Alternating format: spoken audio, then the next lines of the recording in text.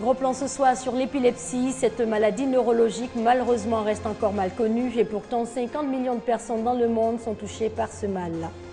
Une nouvelle école primaire pour le village d'Abakro dans la sous-préfecture d'Aboisseau. L'école porte le nom de l'écrivain ivoirien Charles Nokan.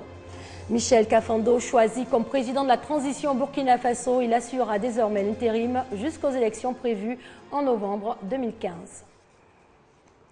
Bonsoir à tous et bienvenue dans l'édition de la soirée. Pour commencer, cette lucarne sur l'épilepsie, 50 millions de personnes sont touchées dans le monde par ce mal. Au-delà de sa manifestation la plus spectaculaire qui est la crise généralisée, le mal traduit un dysfonctionnement de l'activité du cerveau. Pour sortir cette maladie neurologique de l'homme, chaque année depuis l'an 2000, les médecins dédient une journée à l'épilepsie. Un des objectifs de cette journée est d'informer notamment sur la bonne attitude à adopter face à un malade en pleine crise. Christelle et Franck Quadio. On appelle ça cliquet machin. Mais si quelqu'un a ça puis il se cache, je ne vois pas où il va. Affection ancienne, l'épilepsie est vécue aujourd'hui comme un problème de santé publique. L'épilepsie, par son impact socio-sanitaire, psychologique et culturel, indispose son porteur et l'isole dans la société.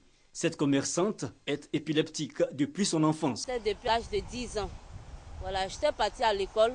Et puis un jour en classe, j'ai piqué la crise. Souvent quand je pique la crise, même quand je me réveille comme ça, bon, pour reconnaître les gens, c'est après que je me rappelle. Les personnes atteintes et leurs familles sont souvent confrontées à la stigmatisation et à des actes de discrimination, voire même l'exclusion. Il y a d'autres qui ont peur de s'approcher de toi. Voilà, parce qu'ils se disent que la salive qui coule là, bon, ça va les contaminer. Puis je suis avec quelqu'un. La personne, il s'occupe pas quoi, ça ne lui dirait. Maladie non contagieuse, l'épilepsie est la deuxième cause de consultation chez le neurologue après la migraine. C'est une maladie qui est en rapport avec une décharge anormale de plusieurs neurones, ce sont les cellules nerveuses, qui déchargent en même temps. Et cette décharge va se manifester par des signes cliniques. Il faut au moins 2 crises non provoquées pour parler d'épilepsie. La prise en charge des malades n'est pas toujours évidente du fait du coût élevé des médicaments. Le traitement coûte cher. Le scanner seulement, ça coûte 70 000 actuellement. C'est pas facile pour tout parent de faire ce genre de traitement. Et puis les comprimés même là sont très chers. J'aimerais dire au gouvernement de prendre tout malade d'épilepsie, de les prendre en charge. Les crises épileptiques surviennent de façon soudaine. Habituellement, elles sont de courte durée, mais laissent parfois des séquelles. Il est donc important de sensibiliser et mieux informer les populations sur les symptômes de la maladie encore peu connue. Ce n'est pas une bonne maladie, ils n'ont qu'à envoyer leur enfant à l'hôpital. Parce que partout où tu vas, tu n'es pas en sécurité. Actuellement, bon, je n'ai pas de problème. Depuis, je prends les médicaments. Combat mené aussi par l'Association ivoirienne de lutte contre l'épilepsie. Elle existe depuis juin 2003. Toujours au chapitre santé, on parle à présent du VIH-Sida. La pandémie a connu une baisse significative en Côte d'Ivoire avec une prévalence passant de 4,7% en 2011 à 3,7% en 2013 selon l'enquête des indicateurs du Sida. Mais la lutte pour atteindre 0 cas de nouvelle infection se poursuit. L'usage de drogue étant un facteur favorisant, l'organisation Médecins du Monde qui veut aider à réduire les risques a dévoilé les résultats d'une enquête biocomportementale qu'elle a pu mener en Côte d'Ivoire. Patricia Omouetia. L'usage de la drogue injectable est une réalité dans 17 pays d'Afrique de l'Ouest. L'enquête menée par Médecins du Monde révèle une population usagère de drogue relativement nombreuse à Abidjan, avec d'importants besoins en termes de santé. Dans la Côte d'Ivoire, ce que montre cette étude, c'est que les personnes qui injectent des drogues sont très peu nombreuses, 3% environ de notre échantillon. C'est bien, c'est une bonne nouvelle pour le pays, parce que c'est une des voies majeures de transmission du virus de sida, le partage de seringues. Donc ça, c'est pas ça. Mais en revanche, sous l'emprise des produits, eh bien, on est peut-être moins vigilant dans la vie, on se protège moins, on peut se protéger moins dans le cadre d'une relation sexuelle, et je pense en particulier aux professionnels du sexe. L'Afrique est devenue une terre de transit privilégiée pour le trafic d'héroïne et de cocaïne depuis quelques années, indique le secrétaire général du CILAD, le comité interministériel de lutte anti-drogue. La drogue est consommée en Côte d'Ivoire. Nous avons des fumoirs que nous utilisons de temps en temps avec beaucoup d'efficacité d'ailleurs. C'est pour cette raison que le CILAD a 2 volets, le volet répression et le volet prévention. Médecins du Monde est une ONG internationale qui mène des programmes de prévention et de prise en charge du VIH-Sida des usagers de la drogue. Au thème de cet atelier, les résultats attendus sont une prise en charge sanitaire des communautés usagères de drogue. Une autre page santé dans cette édition, mais cette fois au Mali, le dernier pays touché par le virus Ebola qui a fait plus de 5000 morts. Le Mali qui enregistre son 4e décès est sur la brèche. Le pays annonce des mesures. 440 personnes sous surveillance sanitaire au Mali. Elles sont liées de près ou de loin aux 4 cas d'Ebola enregistrés la semaine dernière à Bamako. 4 cas dont 3 décès. Ils avaient été en contact avec un imam guinéen hospitalisé dans cette clinique privée et décédé d'Ebola. La clinique a tardé à donner l'alerte. Dans ce contexte d'épidémie, je ne peux pas comprendre qu'un médecin reçoive un patient de Guinée avec une insuffisance rénale et de la fièvre sans penser à Ebola. Alors, pour être complet sur le sujet, le médecin sierra-léonais malade d'Ebola qui était soigné dans un hôpital aux États-Unis est décédé aujourd'hui. Et en bref, le 7 juillet 2015, c'est la date fixée pour l'ouverture du procès de l'ex-président ivoirien Laurent Gbagbo. L'annonce a été faite aujourd'hui par la Chambre de première instance de la Cour pénale internationale. L'ancien chef d'État ivoirien est poursuivi pour crimes contre l'humanité. Une nouvelle école primaire dans le village d'Abakro, dans la localité d'Aboisseau, au sud-est de la Côte d'Ivoire. L'école offerte par une société d'exploitation de carrière a été baptisée d'un illustre nom, celui de l'écrivain et philosophe ivoirien Charles Nocquan. En image, cette école de 6 classes compte également une bibliothèque et des latrines. Alors, célébration samedi dernier de la Nuit nationale de la Tidjaniya. Il s'agissait de la 11e édition du genre, une célébration qui vise à mieux faire connaître l'importance de la voie tidjanite. Le tidjanisme est la confrérie musulmane la plus répandue en Afrique. Sa doctrine est basée sur le Coran et la sunna du prophète Mahomet. L'impact de la Tidjaniya sur la communauté musulmane à travers le monde. Thème de la conférence animée par Ndiaye Mamadou, imam de la grande mosquée de Port-Bouil. Selon le conférencier, la pratique de la Tidjaniya contribue à l'élévation spirituelle du fidèle.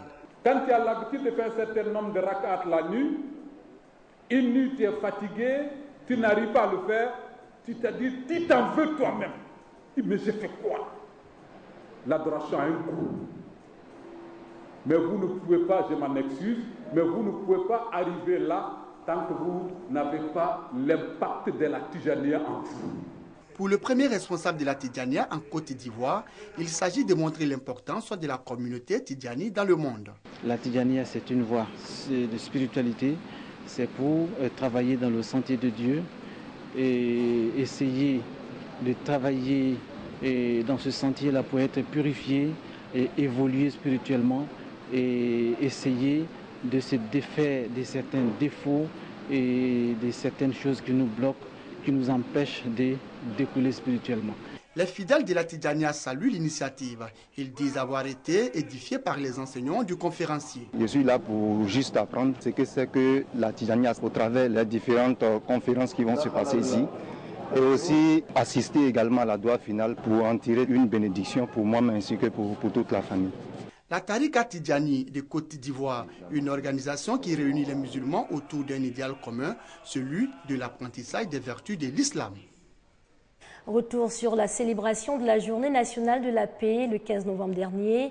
L'église des Imams n'est pas restée en marge de l'événement. Les membres de cette communauté religieuse ont organisé une cérémonie de prière en faveur de la paix en Côte d'Ivoire. Michel Mambo et Franck Quadio.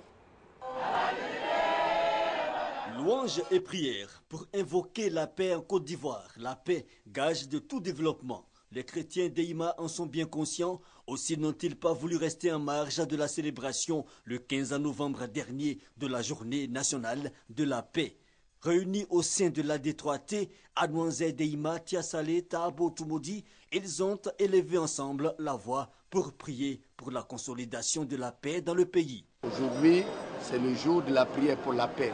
Je demande à tous les Ivoiriens de se réconcilier, la main dans la main pour que nous ayons la paix définitive dans ce pays. Les autorités, les hauts cadres, qu'ils s'embrassent, qu'ils se donnent la main. Tous les religieux doivent s'entendre. Tous les religieux doivent prier ensemble pour la paix définitive de ce pays. À cette célébration dirigée par le Pawaba Kofi Etienne Mathieu, président du Conseil national d'EIMA, ont participé les délégations du district d'Abidjan, mais également celles des villes de l'intérieur. 10 jours après la démission de l'ex-président Blaise Compaoré, Michel Kafando choisi comme président de la transition au Burkina Faso. Cet ancien ministre des Affaires étrangères assure désormais l'intérim jusqu'aux élections prévues en novembre 2015. Son investiture est prévue le 21 novembre prochain. Les 23 membres du collège de désignation y auront passé la nuit jusqu'à 4 heures du matin. Des heures de discussion entre les représentants des militaires, des partis politiques, de la société civile, des autorités religieuses et coutumières auront permis de désigner le nouveau chef d'État de la transition du Burkina Faso. Le diplomate Michel Kafando a été préféré à l'ex-ministre Joséphine Ouédraogo et au journaliste Chérif Sy. Plus qu'un honneur, c'est une redoutable responsabilité qui m'échoit, dont j'entrevois déjà les écueils et l'immensité de la tâche. J'ai naturellement accepté, comme chaque fois lorsque j'ai été sollicité par le devoir et l'intérêt supérieur de la nation. Âgé de 72 ans, Michel Kafando est une figure de la diplomatie burkinabé. Ambassadeur auprès de l'ONU pendant 15 ans, il a également été ministre des Affaires étrangères. Sa désignation consensuelle doit être entérinée par le Conseil constitutionnel. À un moment donné, il faut classer sur la capacité à gérer l'État, l'expérience en la matière, la connaissance des problèmes actuels, la connaissance des défis liés à l'insurrection, mais aussi la connaissance des relations internationales du monde. Cette désignation est intervenue après la signature samedi soir d'une charte qui a mis en place les cadres de la transition. La vigilance de la rue et les pressions des institutions internationales ont amené le lieutenant-colonel Zida, qui avait ramassé le pouvoir après la fuite de Blaise Compaoré, à céder la place aux civils. Prochaine étape, l'organisation d'élections présidentielles d'ici novembre 2015. En bref, pour terminer, Maxime Ocha pourrait avoir participé à l'exécution de Peter Kassig, l'humanitaire américain. Ce jeune Français de 22 ans figure parmi les bourreaux présents dans la vidéo de la décapitation. Vidéo diffusée hier par l'organisation de l'État islamique. Un deuxième Français pourrait avoir été identifié. Voilà qui referme les pages de ce journal. Excellente soirée sur les antennes de la RTI, la marque du service public.